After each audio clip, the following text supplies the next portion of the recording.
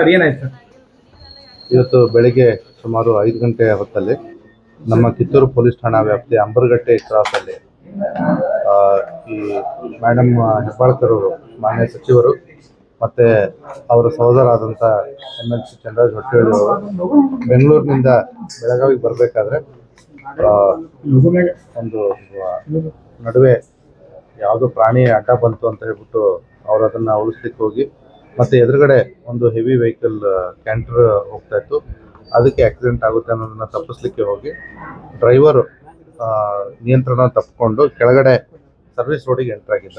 ಆ ಸಂದರ್ಭದಲ್ಲಿ ಅಲ್ಲಿರ್ತಕ್ಕಂಥ ಒಂದು ಮರಕ್ಕೆ ಡಿಕ್ಕಿ ಹೊಡೆದು ಇದೊಂದು ಅಪಘಾತ ದುರದೃಷ್ಟಕರ ಘಟನೆ ಸಂಭವಿಸಿದೆ.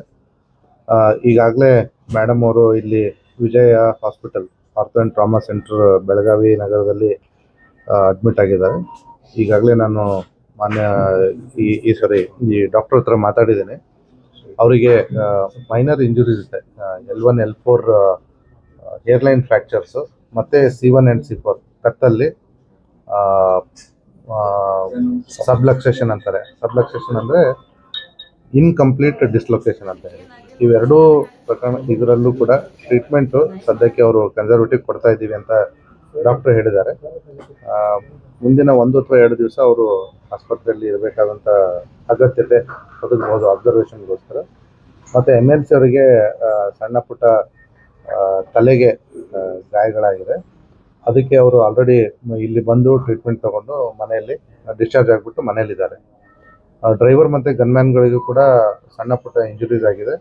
ಅವರು ಇಲ್ಲಿ ಅಡ್ಮಿಟ್ ಆಗುವಂಥ ಅವಶ್ಯಕತೆ ಇರದೇ ಇರೋದ್ರಿಂದ ಅವರು ಕೂಡ ಡಿಸ್ಚಾರ್ಜ್ ಆಗಿ ಹೋಗಿದ್ದಾರೆ. ಹಾಂ, ಎಲ್ಲರೂ ನಮ್ಮ ಹಿರಿಯ ಮೇಲಧಿಕಾರಿಗಳು ಮತ್ತು ಸರ್ಕಾರದಿಂದ ಏನು ಕೇಳಿದ್ರು ಎಲ್ಲ ಮಾಹಿತಿಯನ್ನು ಕೊಟ್ಟಿದ್ರು. ಬೆಂಗಾವಲು ಪಡೆ ಇರಲಿಲ್ಲ ಇತ್ತು, ಬಟ್ ಅವರು ಸ್ವಲ್ಪ ಮುಂದೆ ಇದ್ದರು. ಹಾಗಾಗಿ ಇವರು ಹಿಂದೆ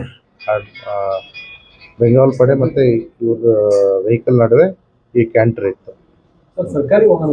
ಹಾಂ, ಸರ್ಕಾರಿ ವಾಹನ ಮತ್ತು ಸರ್ಕಾರಿ ಡ್ರೈವರ್. FIR ನಮ್ಮ ಕಿತ್ತೂರು ಪೊಲೀಸ್ ಠಾಣೆಯಲ್ಲಿ ನಾವು ಕಂಪ್ಲೇಂಟ್ ಡ್ರಾಫ್ಟ್ ಮಾಡ್ತಾ ಇದ್ದೀವಿ. ಮುಂದಿನ ಕ್ರಮ ತಗೊಳ್ಳಿ.